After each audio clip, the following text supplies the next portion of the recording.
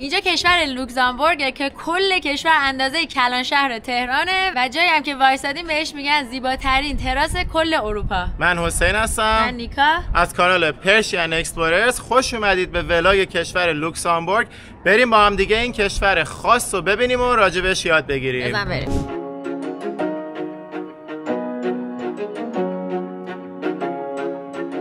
اینجا مرفه ترین کشور دنیا از لحاظ متوسط قدرت خرید حساب میشه. کشور کوچولو که پایین بلژیک نزدیک فرانسه و آلمان و ایناست. اصلا چجوری شکل گرفت؟ تاریخش خیلی جالبه به خاطر اینکه همه چیز از همین قلعه شروع شد.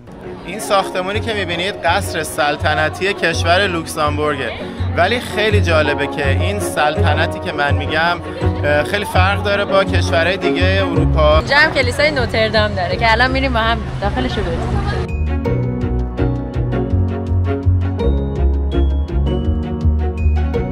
حالا داریم میریم داخل قلعه رو ببینیم. اشتباه ما رو نکنید.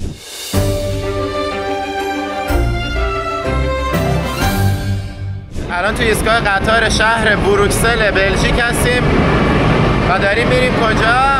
لوکزامبورگ. اینم قطارمونه، سوارش میشیم. یه حدود 3 ساعت راه داریم تا برسیم به لوکزامبورگ، مقصد بعدی.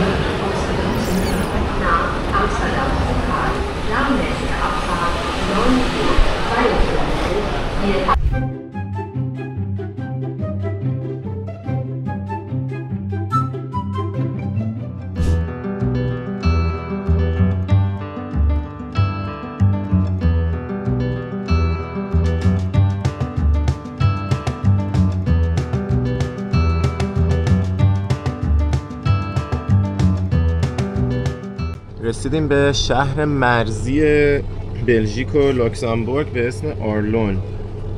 از اینجا دارم میبینم که این شهر چقدر باحاله و داشت میشد یه چند دقیقه بریم بیرون ازش فیلم بگیریم. خب من جدی اومدم بیرون، حیف اومد اینجا رو از پشت شیشه قطار فقط فیلم بگیرم. مثل اینکه یه 5 دقیقه وقت هست.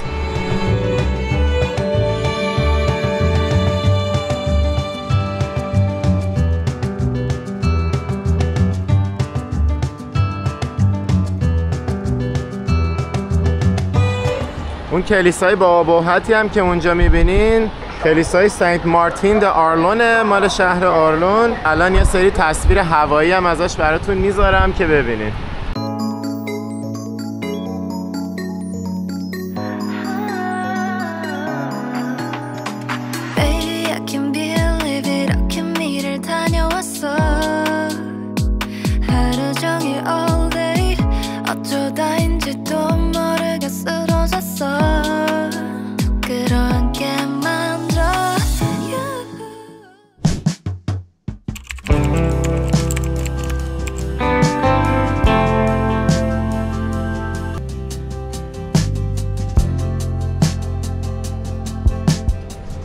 دیگه از اینجا وارد کشور لوکزامبورگ شدیم.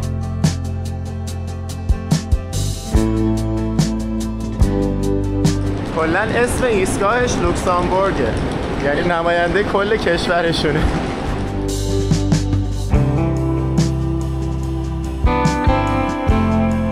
حالا یه قطار دیگه سوار شدیم که فقط یه ایستگاه بریم یه ذره برسیم به نقطه مرکزی تر و از اونجا ماجرای لوکزامبورگ رو شروع کنیم.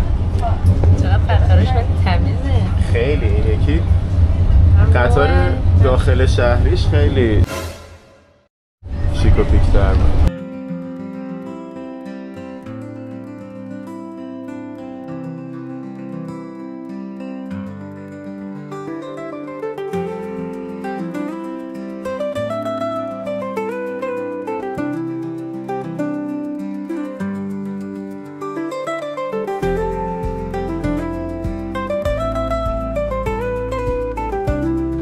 حسین چی میخوری؟ چیپس میخوری؟ یه دونه بلاند بیر اوریجینال میخورم که از کجا اینه؟ از پاریس. از پاریس. شب تولدت. اگه ولاگ پاریس رو ندیدین حتما ببینین. رفتیم قشنگ فاز و حال و هوای المپیک رو دیدیم و تولد حسین رو هم دقیقاً زیر برج ایفل جشن گرفتیم. حتی اون ولاگ رو به عنوان اولین ولاگ سفر اروپا منتشر کردیم، هرچند که اولین کشوری نبود که رفتیم، چون خواستیم همزمان با تولدم باشه. واسه همین اگه ندیدینش بدونین که مال چند هفته پیش اون ولاگ و میتونین برین پیداش کنین.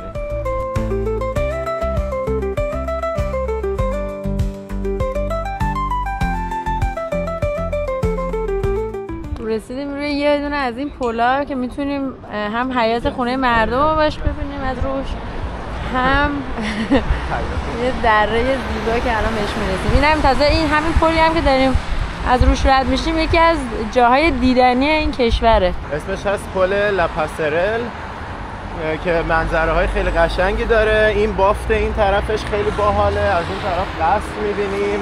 این دیواره های همون قلعه‌ای هست که حالا قراره راجع بهش صحبت کنیم. اصلا اصل کشور از این قلعه شروع شده که حالا میخوایم بیشتر راجع بهش حرف بزنیم. میریم یه جای خیلی باحالی هست که بهتر میشه این قلعه سابق رو دید و راجع بهش حرف بزنیم.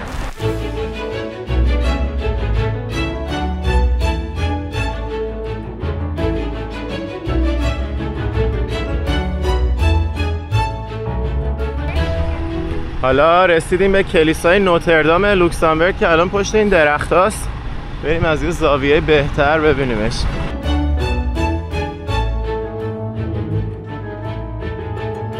کلا کشور لوکزامبورگ چون که زیر سلطه کشور فرانسه بوده، اینجا هم کلیسای نوتردام داره که الان میریم با هم داخلش رو ببینیم.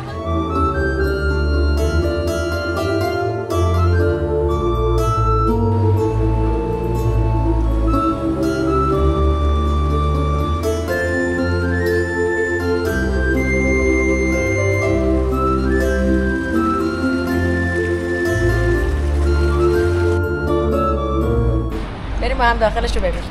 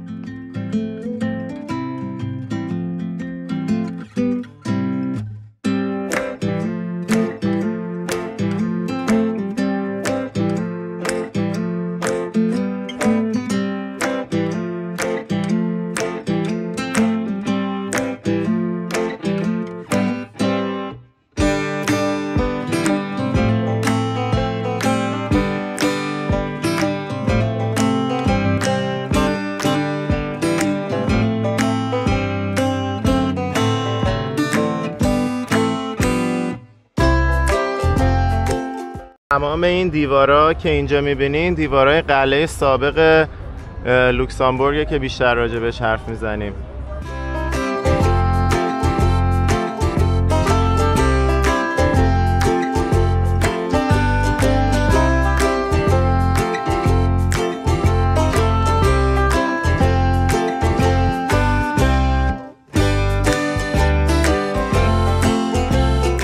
حالا اومدیم اینجا وایسادیم که یه اسموتی خنک بگیریم. یکی من با این دوستان عزیزی که اینجا نشستن صحبت کردیم که راجع به این کشور، خودشون اینجا زندگی میکنن ولی خب خیلی دوست نداشتن توی ویدیو مصاحبه بکنن. نتیجه صحبتایی که با این گروه کردیم و من توی همون توضیحاتی که راجع به گروه 3 نفره که دقیقاً کنار حسینه. آره خلاصه‌شو بهتون میگم، ولی اول دوست دارم که بیشتر راجع به تاریخ این کشور صحبت کنیم، بعد بریم سراغ زندگی و اینا. ولی آره خواستم بگیم که اینا بودن که باشون صحبت کردیم. یه ریلکسیشن کوچولویی داریم با 2 نوشیدنی خنک. چطوره مال تو؟ خیلی خوبه. یه اسموتی گرفتم، تمام سبزیجات خوب و مفید برای بدن. دیتاکس هم هست و دیگه قشنگ سیستم ایمنی تو هم ببره بالا. آره کمی شکلاتایی که تو بلژیک خوردم و بشوره ببره.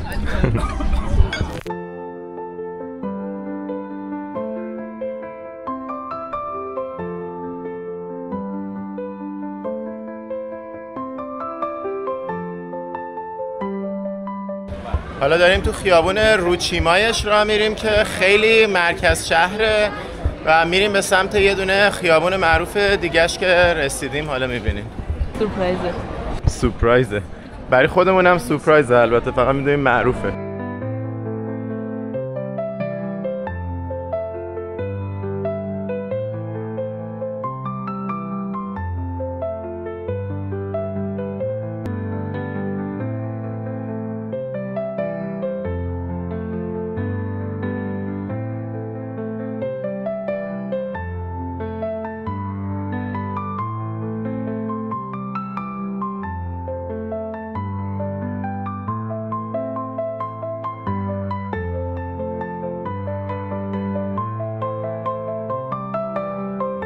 این دیگه خیابون خیلی معروف مرکز شهرشونه و خیلی هم شلوغ میشه، پر رستوران و کافی شاپ باحاله و بهش هم میگن پلاس آرمز، یعنی که محل سلاح انگار.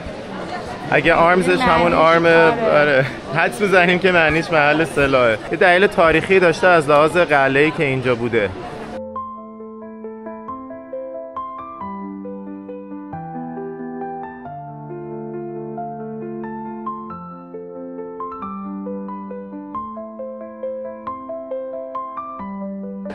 نیکا دوباره سوغاتی فروشی دید. اینجا خیلی از مگنت‌ها شبیه مگنت‌های سوئیس نگاه. آره 5 یورو هر کدوم. کپی برداری کردن. آها نه 4 یورو 395. خب میخوای مگنت سوئیس بگیر از اینجا. حالی که انقدر ارزون تره.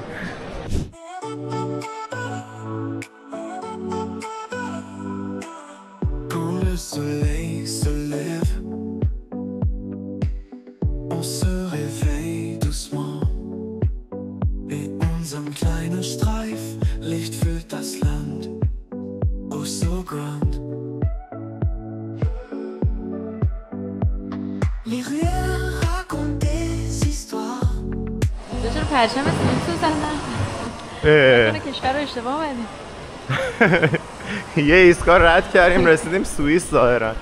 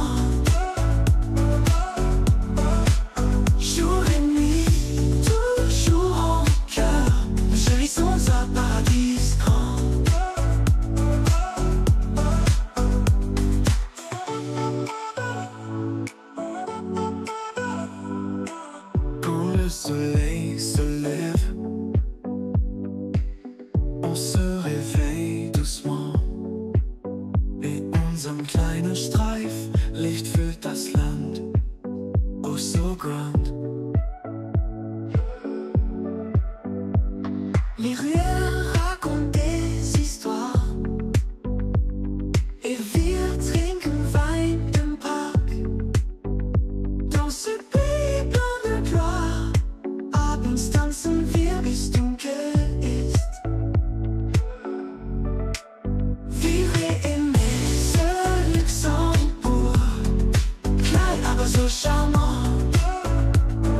ساختمانی که میبینید قصر سلطنتی کشور لوکزامبورگه، ولی خیلی جالبه که این سلطنتی که من میگم خیلی فرق داره با کشورهای دیگه اروپا.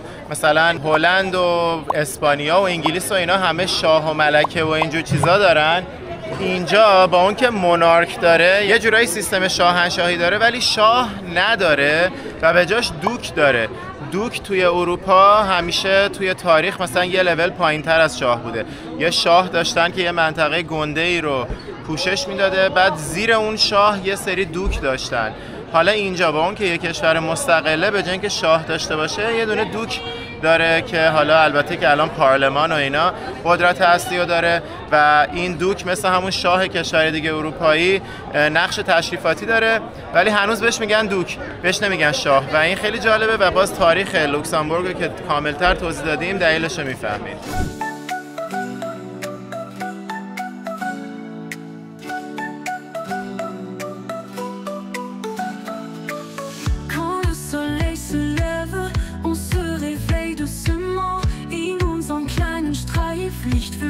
Land oh so grand.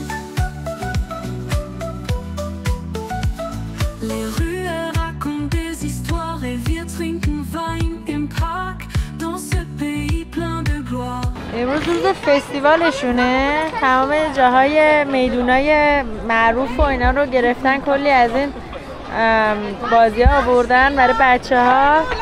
البته بزرگا هم دارن بازی میکنن و الان ما تو میدون اصلی برای همین کلی بچه داریم میبینیم. تازه این مجسمه شاه هلنده.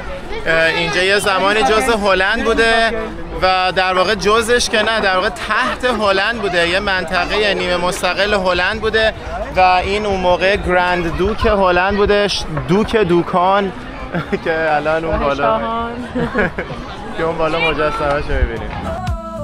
Les oiseaux chantent une Överdada, ein friedliches und schönes Land.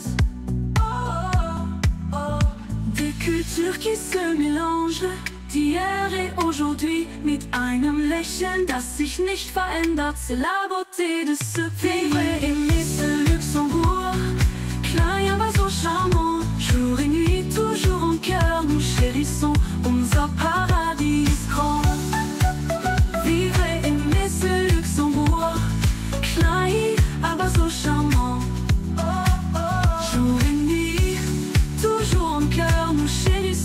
اینجا نگاه کنید چقدر خیابوناش هم خوشیبه، از این خیابون به اون خیابون و سنگ فرشه، یعنی بخوای اینجا چمدون ببری یه پدرت در میاد. هرچی ما خیابون دیدیم اکثرش هم اینجوری سنگ فرش بودن.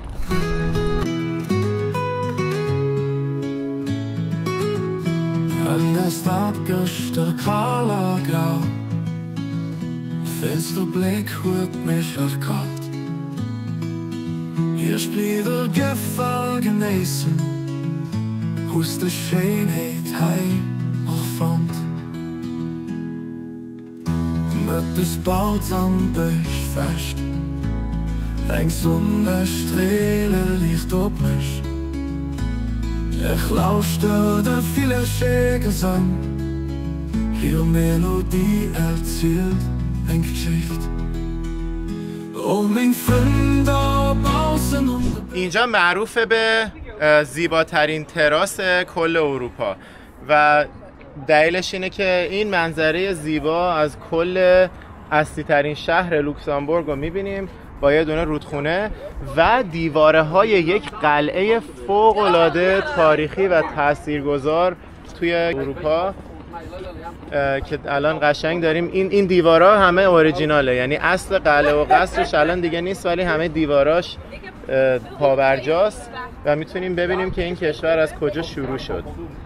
آره البته این خیلی نسبیه، این که میگن حالا اینجا زیباترین تراس اروپا است، حالا به نظر من که خیلی اونقدر زیبا نیست، زیباتر از اینو من تو سوئیس دیدم. نیکا موافق نیست با این لقب، ولی آره همونطور که گفتیم این کاملا نظری و نسبیه، ولی خب دیگه به روایتی این لقب رو گرفته. قشنگ هست ولی دیگه قشنگ ترین تو کل اروپا، قشنگ ترین تراس اونجا تراس اون ساختمون است و میگن قشنگترین تراسه، نمیگن قشنگترین منظره. آره خب چون تراسای دیگه نبودم قبول میکنم. تونستم قانعش کنم. قانع شدی که اینجا زیباترین تراسیه که دیدی؟ فکر میکنم قانع شدم تا حدودی.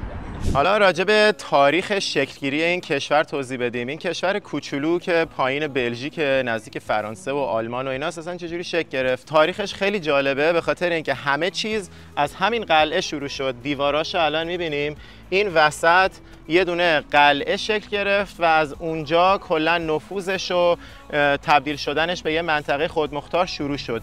چی شد؟ توی قرن 10 میلادی یه نفر بود که دوست داشت قدرت خودش رو زیاد کنه، یعنی خودش یه دونه از آدمای اشرافی پرقدرت بود که دوست داشت قدرت بیشتری داشته باشه. میاد هر چی زمین داشته میفروخته. به چه قیمتی؟ به اینکه بیاد اینجا این قلعه رو بسازه و کنترل این قلعه رو داشته باشه. و خیلی آدم باهوشی بوده. اسم این آدم سیگفرید بود که خودش یه دونه مثلا رئیس یه دونه کانتی بوده، در واقع خودش قدرت زیادی داشته ولی دوست داشته که یه منطقه‌ای رو برای خودش داشته باشه. خیلی شبیه لیختنشتاین تاریخش که مثلا یه خانواده بودن و دوست داشتن یه کشور داشته باشن، ولی این آدم برخلاف لیختنشتاین دنبال این نبوده که یه کشور داشته باشه، صرفا می‌خواسته یه منطقه رو برای خودش داشته باشه و چون خیلی آدم باهوشی بوده میاد این قلعه رو انتخاب میکنه، این قلعه رو بنا میکنه و اینجا خیلی از نقاط تجاری رو تحت کنترل خودش قرار میداده و این باعث میشه که روی کلی از تجارت‌های منطقه نفوذ پیدا کنه و هی به تدریج کنترل خودش رو روی کل این منطقه‌ای که امروزه شده لوکزامبورگ زیادتر و زیادتر کنه، از طریق همین کنترل کردن تجارت‌ها، رفت و آمدها و در نهایت تبدیل میشه به یه منطقه نیمه خودمختار. حالا این اتفاقایی که گفتم تو قرن 10 بوده که حالا بعد از اون همینجوری هی حاکمای مختلف میان و اینجا رو تحت کنترل خودشون قرار میدن، ولی همیشه اینجا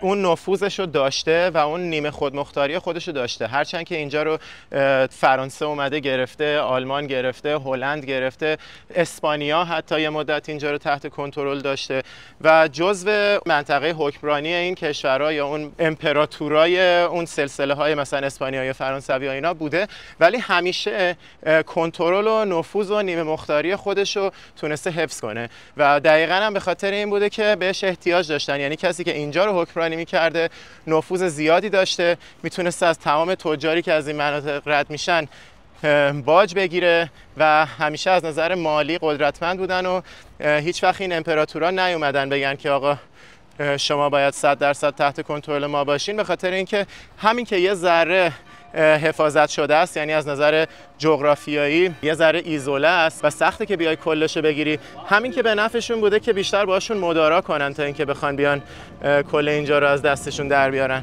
و این میشه که لوکزامبورگ این نیمه خودمختاری رو نگه میداره. میرسیم به زمان ناپلئون. ناپلئون زمانی که اومد کشورگشایی کرد و خیلی از جای مختلف رو گرفت و تحت پوشش فرانسه قرار داد. یکی از کشورهایی که خیلی مؤثر بود توی شکست دادن ناپلئون هلند بود. به خاطر همین توی کنگره وین که قبلا توضیح دادیم راجبش تو ولاگای دیگه که اومدن کلا مرزبندی‌های اروپا رو از اول ترسیم کردن و بر اساس سابقه‌های تاریخی گفتن این کشور باید این مرز داشته باشه، آلمان باید اون مرز داشته باشه، نمیدونم هلند فلان مرز داشته باشه. اومدن لوکزامبورگ رو گفتن که میتونه یه منطقه خودمختار باشه ولی تحت نظر هلند، ولی در این حال نیمه خودمختار که دوک خودشو داشته و به خاطر همینه که الان هم به جای اینکه شاه داشته باشه همچنان دوک داره. یعنی به شاه اینجا نمیگن کینگ، بهش میگن دوک و دلیلش هم دقیقاً همینه، چون که یه شاه بالاتر داشته که امپراتور هلند بوده.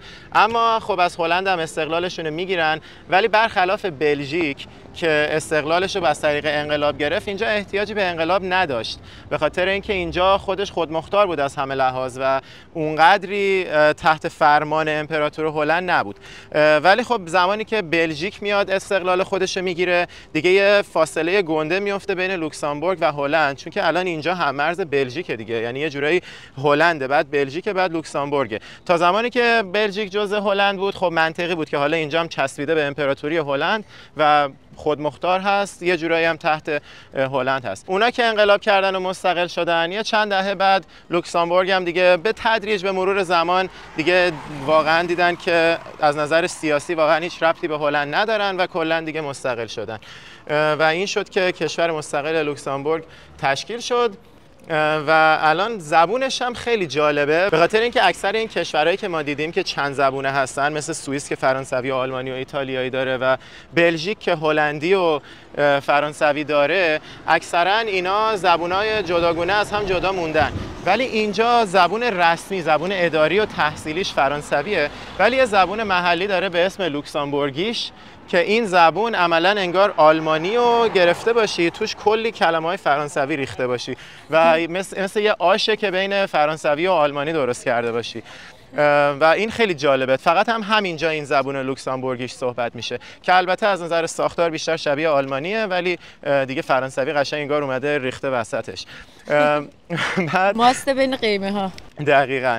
از نظر اقتصادی اینجا مرفه ترین کشور دنیا از لحاظ متوسط قدرت خرید حساب میشه و توی آمار به این شکله. حالا ما کنار خیابون با یه سری از آدما صحبت کردیم که ببینیم واقعا این قضیه رو حس میکنن یا نه و به ما گفتن که واقعا ما مردم عادی شاید احساس نکنیم که مرفه ترین آدمای دنیاییم و این متوسطی که توی آمار میبینی بیشتر به خاطر اختلاف طبقاتیه. یعنی یه سری کمپانی‌های خیلی گنده اون بالا هستن که اومدن از طریق مزایای مالی که کشور لوکسامبورگ ایجاد کرده برای کمپانی‌های خارجی اومدن اینجا سرمایه گذاری کردن و درآمد متوسط کشور رو خیلی بردن بالا، ولی به خاطر اختلاف طبقاتی فقط یه سری قشرهای خاص این مرفه بودن رو حس میکنن و مردم عادی شاید اونقدری حسش نکنن و هرچند که وضعیت خوبی دارن ولی بیشتر شبیه کشورهای دیگه مثل سوئیس و اینا هستن و گرونی رو خیلی حس میکنن اینطور که اونا میگفتن.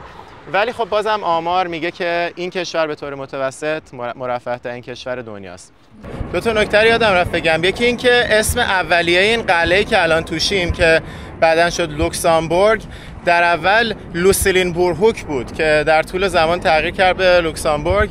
و نکته دوم این که وقتی میگیم متوسط قدرت خریدش از همه جا بیشتره، یعنی نسبت درآمد آدما به هزینه هاست، چون که خیلی کشورها هستن که درآمدشون از اینجا، درآمد متوسط از اینجا بالاتره ولی ممکنه کشورهای گرونتری باشن. اینجا به نسبت سوئیس مثلا کشور ارزونتریه ولی درآمد آدما تقریبا همون قده و به خاطر همین بهش میگن از لحاظ قدرت خرید مرفه ترین کشور دنیاست. و دومیش هم میشه سنگاپور که قبلا رفتیم و بهتون گفتیم.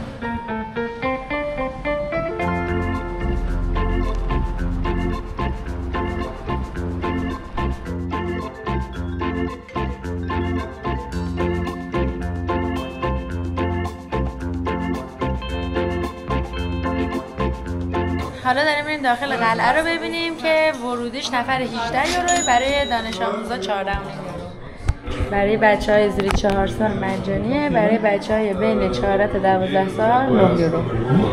حالا اینجا هم داخل قلعه‌شه هم شهر زیرزمینیه، یعنی میتونیم ببینیم که این قسمت‌های وسط قلعه شهری که وجود داشته چه شکلی بوده، هرچند که خب الان تخریب شده ولی آثارش رو میتونیم اینجا ببینیم.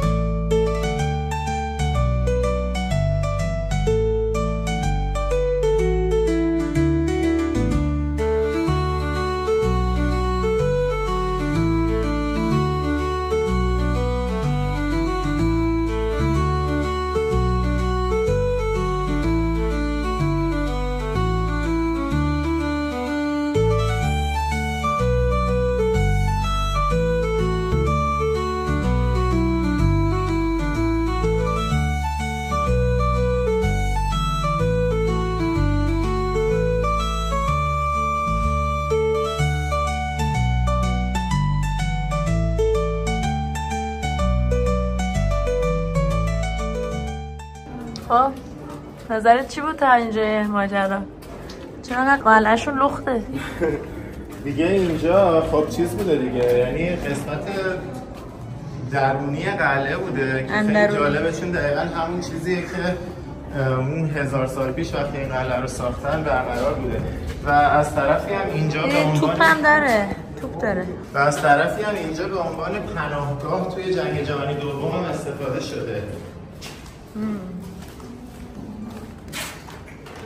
پناهگاه کی؟ خودشون؟ پناهگاه مردم اینجا دیگه، چون آلمان میاد اینجا رو میگیره تو جنگ جهانی دوم و مردم موقعی که آلمان حمله میکنه اومدن توی همین قلعه پناه گرفتن تو همین تونلا. ولی خیلی برام عجیبه، چون این تونلا اگه فرو بریزه هرچی آدم توشه له میشه. اونقدرم زیرزمینی نیست که بشه پناهگاه، ولی احتمالاً انقدر ساختارش محکمه که مردم بهش اعتماد کردن دیگه. وقتی 1000 سال سالم مونده گفتن لابد از جنگ آلمان هم سالم میمونه.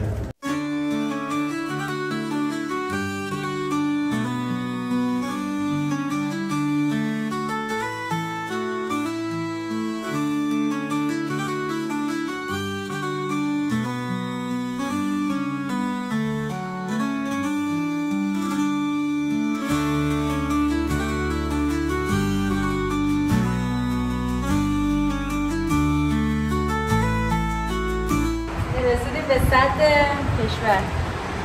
سد کشور. سد لوکزامبورگ.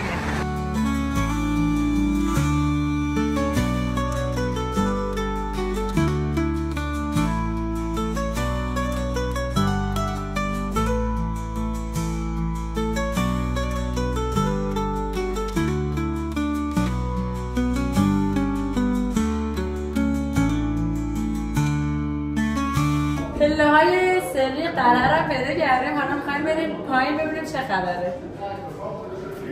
خنک شد اینجا سری. احتمالاً واین سلرشه. شراب اینجا درست می‌کنه.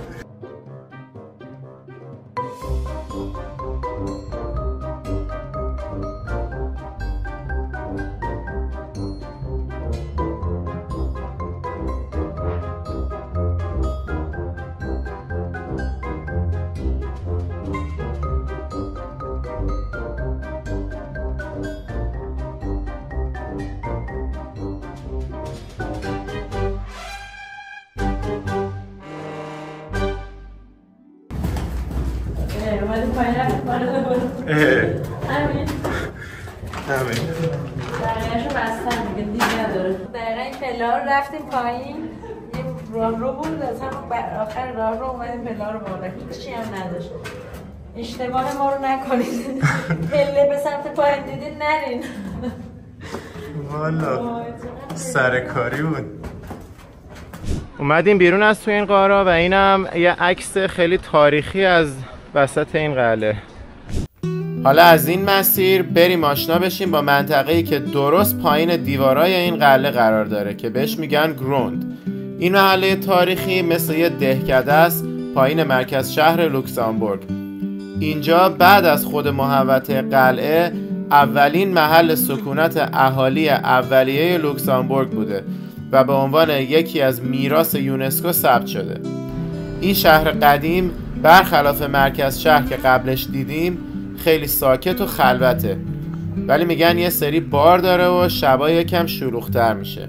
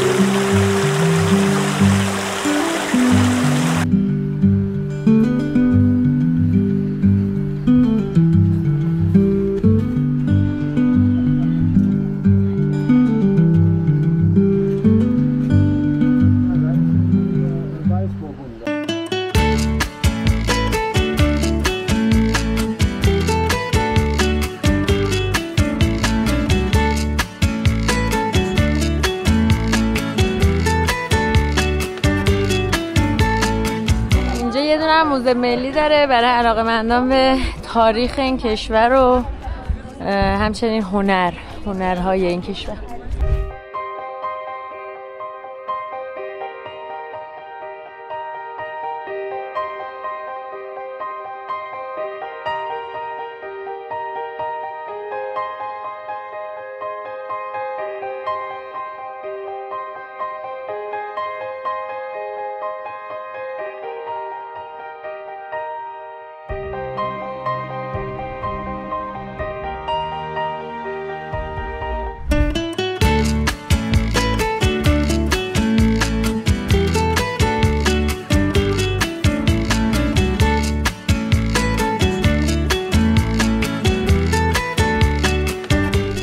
از اینجا بعد رد شیم از لای کوچه موچه میریم که برسیم به ایستگاه قطار و میریم سمت کشور بعدی و کشور آخرمون در این سفر. اسمش چیه؟ اتریش، پایتختش وین. یکی از زیباترین شهرهای اروپا. البته نمیدونم نسبت به روم قشنگتره یا نه، ببینیم.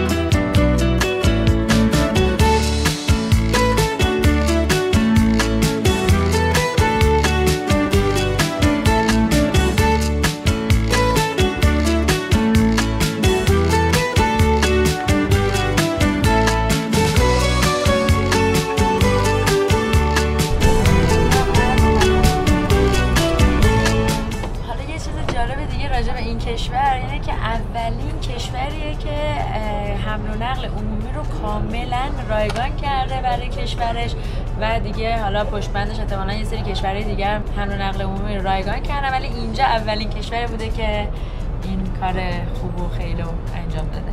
تازه دم ورودی هم که میایین معلومه که قبلا از این دستگاه بوده کارت میزدی، الان دوره شد یا کندن کیسه زدن کلا کنسلش کردن.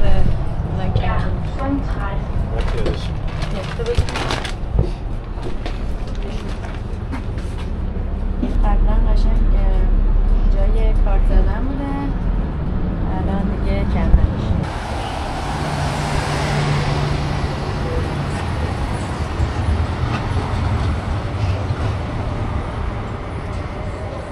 دیگه اومدیم ساکامون از انبار برداشتیم و داریم میریم سمت فرودگاه با اتوبوس‌های مجانی شهری. اوناییتون که دوست دارین برنامه‌های ما، سفرهای ما رو به صورت زنده ببینین، میتونید پیج اینستاگراممون رو دنبال کنین. همین الان دارم استوری رو به صورت زنده از طریق اینستا میذارم.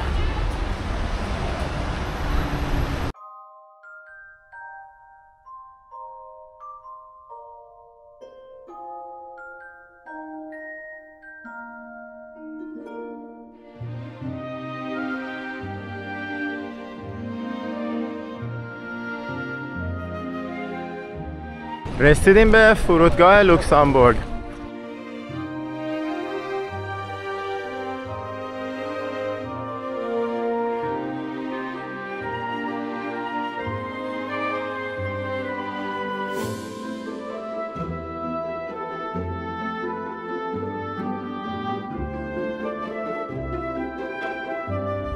حالا اومدیم لانج VIP فرودگاه لوکسامبورگ ببینیم چیا داره اینجا. یه سالاد هویج هیجان انگیز داره و یه سری روست بیف و سلمون، ای و اسموک سلمون و کالباس مالباس و آب میوه. این برم که چیز کیک داره.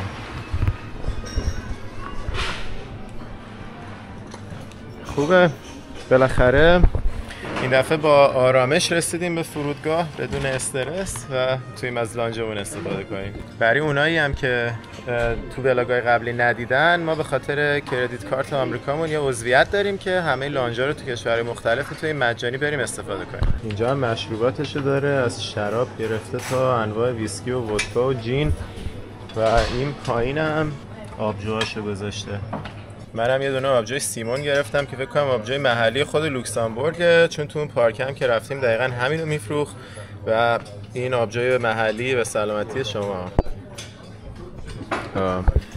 تو چی میخوری؟ من خیلی راضی نبودم از غذاها، فقط سمنش خوب بود. به نظر من که خیلی عالی بود، مخصوصا این معجون. این یه چیزی میکنم آب گوجه و هویج و لیمو رو قاطی کردن با یه ماش سبزیجات و کرفس و اینا احتمالاً. خیلی معجون خوبی شده به نظر من، ولی نیکا زیاد راضی نبود.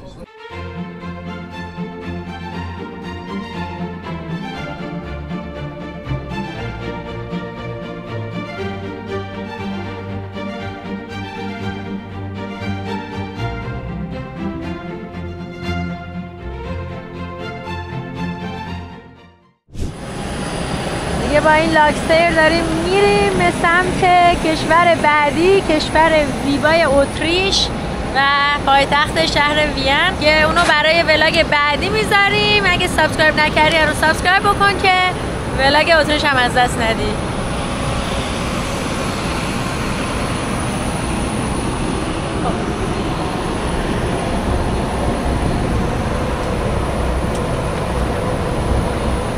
دیگه داریم کشور لوکسامبورگ رو ترک میکنیم و نشستیم تو هواپیما.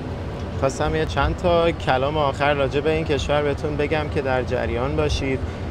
اینجا اولا که خب درسته که ما تو این سفر دو سه تا کشور کوچولو موچولوی نقره دیگه هم رفته بودیم مثل آندورا و لیختنشتاین، ولی اینجا خواستم بگم خیلی از اونا بزرگتره. 15 برابر لیختنشتاینه و 5 برابر آندوراست و خیلی جاهای بیشتری داره برای دیدن و ما خب حالا فقط اومدیم پایتختش رو دیدیم. پایتختش هم خیلی هم طبیعت زیبایی داره هم تاریخ جالبی داره، واسه همین اینجا رو انتخاب کردیم و تو زمان محدودی که داشتیم اومدیم. ولی اگه کسی بیشتر وقت داره یه سری مناطقش هست که خیلی پیشنهاد میشه. مثلا یه منطقه هست به اسم مولرتال که بهش میگن سوئیس کوچولو، کلی آبشار داره و طبیعت فوق العاده زیبا. یه قصر داره به اسم قصر ویاندن نزدیک مرز آلمان که یکم شبیه اون قصر است که تو آلمان رفتیم. نته ولاگ مونیخ نشونتونم داده. آره خیلی تشابه داره با اون، با اینکه اون مال مونیخه خیلی جدیدتره و این مال قرون وسطاست، به خاطر همین خیلی دیدنیه و طبیعت دورش هم عالیه، روی تپه است.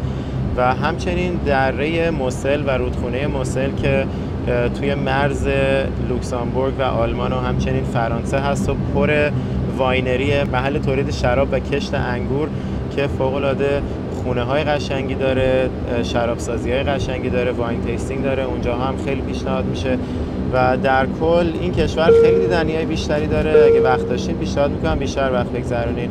حالا دیگه ما داریم از اینجا میریم. یه نکته دیگه هم این که اینجا 12 تا شهر داره و هر کدومش هم جذابیت‌های خودش داره، ولی کاملا پیشنهاد میشه که برای سفر توی لوکسامبورگ ماشین کرایه کنین، چون یه مسیر 20 دقیقه نیم ساعتی و اگه بخوای با قطار بری ممکنه یه ساعت و نیم تو راه باشی. ماشین رنت کردن توی لوکسامبورگ خیلی جواب میده. دیگه ولاگ لوکسامبورگ همینجا تمام میکنیم، میریم سراغ وین. اگه سابسکرایب نکردی سابسکرایب کن که وین رو هم از دست ندید. تا ولاگ بعد بدرود.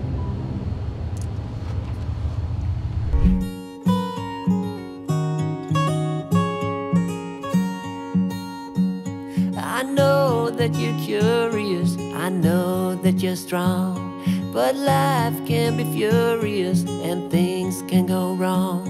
You go